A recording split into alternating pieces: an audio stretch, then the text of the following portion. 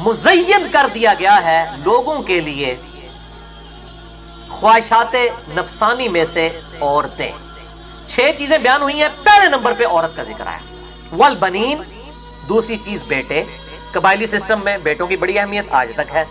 Number 3 والقناطیر المقنطرۃ من الذهب والفضہ، اور سونے اور چاندی کے ڈھیر. یعنی اس وقت ظاہر ہے درہم اور اسی طریقے سے جو دینار ہے وہی سکے کوائن ہوا کرتے تھے سونے کے اور چاندی کے، اور وہی آج کل آپ سمجھ لیں بینک بیلنس آج کی ماڈرن لینگویج کے اندر. والخیل المصومہ، اور نشان زدہ گھوڑے، اعلیٰ نسل کے گھوڑے. آج کے اعتبار سے برانڈڈ کاریں، B M W, Mercedes, Toyota اور ہونڈا. والانعام، اور چوپائے، مویشی. آج بھی پیسے زیادہ ہوتی ہیں گاؤں کے ایریا کے لوگوں کے لیے، تو یہ بہت بڑا ایک سٹیٹس ہے اور بہت بڑا کاروبار کا ذریعہ بھی ہے. والحرث، اور کھیتیاں. ذالک متاع الحیات الدنیا، یہ دنیا کی زندگی کا سامان ہے. یہ ساری چیزیں ضرورت بھی ہیں، لیکن ان کو اتنا ہی سمجھیں جس طرح سمندر یا پانی ضرورت ہے کشتی کے چلنے کے لیے، اس کو اتنا ہی سمجھا جائے. اگر کشتی کے اندر پانی آ جائے گا پھر تو کشتی ڈوب جائے گی. اس کو برتنے کی حد تک. واللہ عندہ حسن المآب، جبکہ اللہ تعالیٰ کے پاس جو ٹھکانہ ہے وہ بہت ہی بہترین ہے. الٹیمیٹ نعمت آخرت کی اللہ تعالیٰ نے اپنے نیک بندوں کے لیے تیار کر رکھی ہیں. اس کے لیے کوشش کی جائے. دنیا میں ان چیزوں سے کنارہ کشی بھی اختیار نہیں کرنی. اسلام میں پاپائیت نہیں ہے، اسلام میں رہبانیت نہیں ہے، اسلام میں دنیا کے معاملات کو چھوڑ دینا نہیں ہے، بلکہ دنیا کو بقدر ضرورت استعمال کر کے آخرت کی تیاری کرنا ہے. بھائیو، اسلام میں پاکیزہ محبت صرف اور صرف میاں بیوی کا ریلیشن شپ ہے، وہ نکاح کی بائنڈنگ کے ساتھ. نکاح کی بائنڈنگ کے ساتھ. اسلام میں یہ منگیتر کا کنسپٹ اس اعتبار سے کوئی نہیں ہے کہ کسی کا رشتہ طے ہوا ہے ابھی نکاح نہیں ہوا تو وہ فری آپس میں گپ شپ شروع کر دیں، اور اگر منکوحہ بھی ہو، نکاح بھی ہو چکا ہو، تب بھی وہ علیحدگی میں نہیں مل سکتے. اور لوگ مجھے اکثر ای میلز کر رہے ہوتے ہیں جی کیوں نہیں مل سکتے جی، میاں بیوی ہیں. میرے بھائیو، یہ میاں بیوی ہیں، علیحدگی میں کوئی کام ڈال بیٹھے ہیں، کل کو منگیتروں کی بھی منگنیاں ٹوٹ جاتی ہیں اور کل کو وہ مرد اسی عورت کے اوپر الزام لگا دے کہ جی اس کے ساتھ جو معاملہ ہوا ہے میرا کوئی لینا دینا نہیں ہے. تو اس لیے بالکل حرام ہے قطعاً کہ اگر نکاح بھی ہوا ہے وہ پبلکلی ضرور مل سکتے ہیں کسی کمبائنڈ گیدرنگ میں. علیحدہ سے ایسے میاں بیوی بھی الگ نہیں ہو سکتے. بالکل کلیئر کٹ مسئلہ ہے. اور منگیتر والا تو معاملہ ہی غلط ہے نا جی، وہ تو رشتہ ہوا ہی نہیں ہے، اس کی تو اسلام میں کوئی حیثیت ہی نہیں ہے. تو یہ بڑا امپورٹنٹ ہے. باقی اب آپ گرل فرینڈ اور بوائے فرینڈ والا معاملہ یہ تو بالکل ہی جھوٹ ہے. اسی طریقے سے یہ پاکیزہ محبت کا بھی ایک کنسپٹ ہے جی، وہ ہیر رانجھا اور جی لیلا مجنو اور سسی پنو اور مرزا صاحبہ، ٹھیک ہے نا جی، یہ سارے کے سارے میرے بھائی یہ ساری کتابی اور یہ شاعروں کی باتیں. اسلام میں اس کی کوئی حیثیت نہیں ہے، نہ کوئی پاکیزہ محبت ہوتی ہے. مرد و عورت کے درمیان جب وہ غیر محرم ہوں گے تو سیکس کے پوائنٹ آف ویو سے صرف اور صرف رشتہ جو ہے وہ میاں بیوی کا لاک ہے، نکاح کی بائنڈنگ کے ساتھ. اس کے علاوہ کسی چیز کی اسلام میں کوئی حیثیت نہیں. اسی لیے میرے بھائیوں میں نے یہ بڑا ڈیٹیل اس اعتبار سے ایک لیکچر ریکارڈ کروا دیا ہے مسئلہ نمبر 155 کے عنوان سے اہل سنت پاک .com پہ، جس میں میں نے مشت زنی کا ایشو، سیکس کے حوالے سے نکاح مسیار اور نکاح متع، یہ جدید بدعتیں ایجاد کی ہیں. نکاح متع جو ہے وہ اہل تشیع کی طرف سے، اور نکاح مسیار جو ہے سعودی عرب کے اہل سنت سلفی علماء کی طرف سے. یہ بدعات کا ذکر میں نے کیا کہ بالکل فراڈ ہے. اسی طریقے سے اورل سیکس کے پوائنٹ آف ویو سے، اینل سیکس کے پوائنٹ آف ویو سے اور فیملی پلاننگ کے پوائنٹ آف ویو سے میں نے ڈیٹیل سے گفتگو 1.25 گھنٹے کی اہل سنت پاک .com پہ مسئلہ نمبر 155، جس کے کلپس جو ہیں ملینز آف پیپل تک، لاکھوں تک نہیں، ملینز آف پیپل تک الحمدللہ پہنچ چکے ہیں، الحمدللہ سوشل میڈیا کی برکت سے. بھائیو اسی طریقے سے یہ ویلنٹائن ڈے کے اوپر تحفے تحائف پیش کرنا اور کہنا جی یہ پاکیزہ محبت ہے، کوئی ٹچ نہیں کر رہے، یہ ذرا ان لوگوں سے پوچھیں کہ آپ کی بہن کے ساتھ کوئی پاکیزہ اس طرح کی محبت آگے کرے تو آپ کو ہضم ہوگی جو دوسروں کی لڑکیوں کے ساتھ آپ یہ معاملات کرتے ہیں؟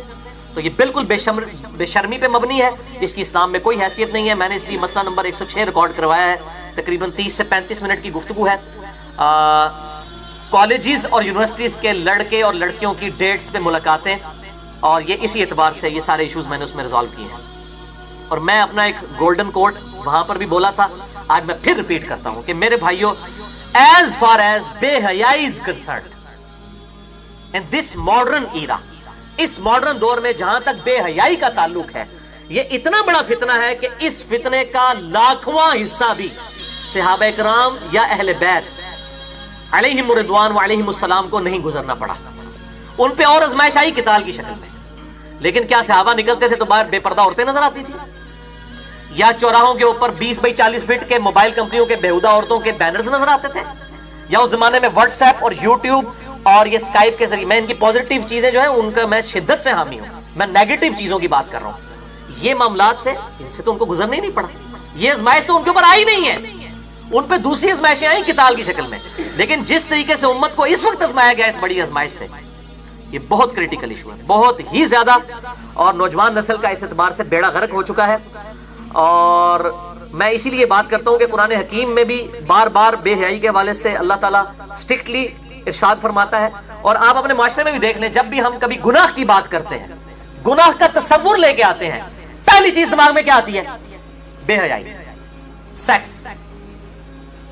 یہ نیچرل چیز ہے، اور اللہ تعالیٰ نے اسی لیے بڑا اسٹرکٹلی سورۃ النور میں سارے سوشل ایشوز ڈسکس کیے. اور یہ آیت میں یہاں پہ ریپیٹ کروں گا، اعوذ باللہ من الشیطان الرجیم، بسم اللہ الرحمن الرحیم. سورۃ النور کی آیت نمبر ہے 21. یا ایھا الذین آمنوا، اے ایمان والو، لا تتبعوا خطوات الشیطان، شیطان کے راستوں کی پیروی مت کرو. پنجابی جیسے کہتے ہیں تھیندے تھیندے تھی جانا ہے بندہ. جی ہم تو صرف میسیجز کرتے ہیں، پاکیزہ محبت ہے، ہم تو صرف ایک دوسرے کو دیکھ لیتے ہیں، پاکیزہ محبت ہے، کبھی ٹچ نہیں کیا. مجھے آتے ہیں فون لوگوں کے، وہ کہتے ہیں پاکیزہ محبت، تو میں تو پھر چڑھائی کر دیتا ہوں کہ پاکیزہ محبت کون سی اسلام میں ایگزسٹ کرتی ہے؟ یہ خطوات الشیطان ہے، یہ بینرز، یہ ویڈیوز، یہ ساری چیزیں. مت پیروی کرو ان شیطان کے راستوں کی. وَمَن يَتَّبِعْ خُطُوَاتِ الشَّيْطَانِ، اور جو کوئی پیروی کرے گا شیطان کے راستوں کی، فَإِنَّهُ يَأْمُرُ بِالْفَحْشَاءِ، تو بے شک شیطان تو بے حیائی کا ہی حکم دے گا، وَالْمُنکر، اور ہر برے کام کا. دیکھیں اللہ تعالیٰ نے ہر برے کام میں کیا بے حیائی نہیں آتی؟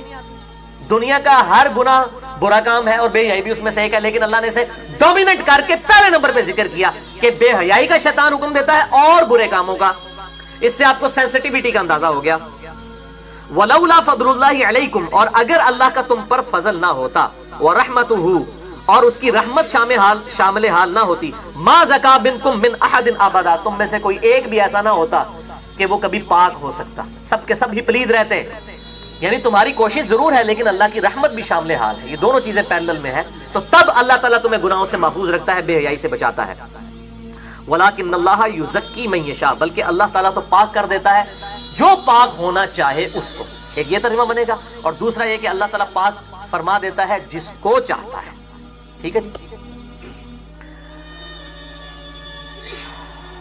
وَلَٰكِنَّ اللَّهَ يُزَكِّي مَن يَشَاءُ وَاللَّهُ سَمِيعٌ عَلِيمٌ، اور اللہ تعالیٰ سننے والا ہے اور علم والا ہے. الحمدللہ.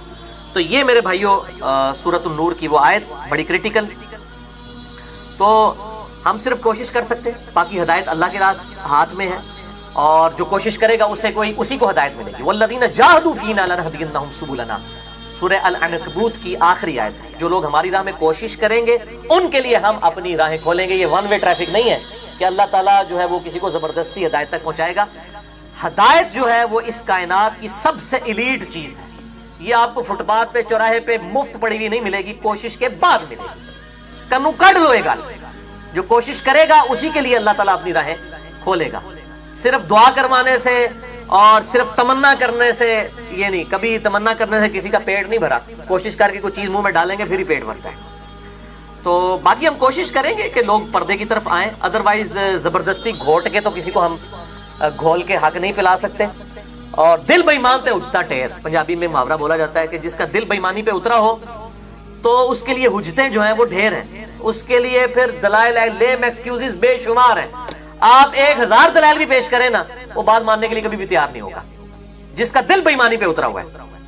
جو بات ماننے والا ہے اس کو آپ ایک دفعہ کوئی قرآن کی آیت یا حدیث بتا دیں گے نا، وہ کہے گا جی اچھا جی منو نہیں سی پتا، میں انشاءاللہ تعالی سمعنا وطعنا، سنا اور اطاعت اختیار کی. تو یہ معاملہ بڑا کریٹیکل ہے. اللہ تعالیٰ کی طرف متوجہ ہوں گے پھر اللہ تعالیٰ آپ کی بازو پکڑے گا اور انشاءاللہ ہدایت تک پہنچا دے گا انشاءاللہ تعالیٰ. اللہ تعالیٰ ہمیں قرآن و سنت کی تعلیمات کے سامنے سر تسلیم خم کرنے کی توفیق عطا فرمائے. اور بھائیو اس حوالے سے ماں باپ کی بھی ذمہ داری ہے بڑے بھائیوں کی بھی ذمہ داری ہے، خاوند کی بھی ذمہ داری ہے کہ وہ گھر کی عورتوں کو پردہ کروائیں. اور ظاہر ڈیپینڈنٹ ہوتے ہیں، عورتیں تو ڈیپینڈنٹ ہیں مردوں کے اوپر.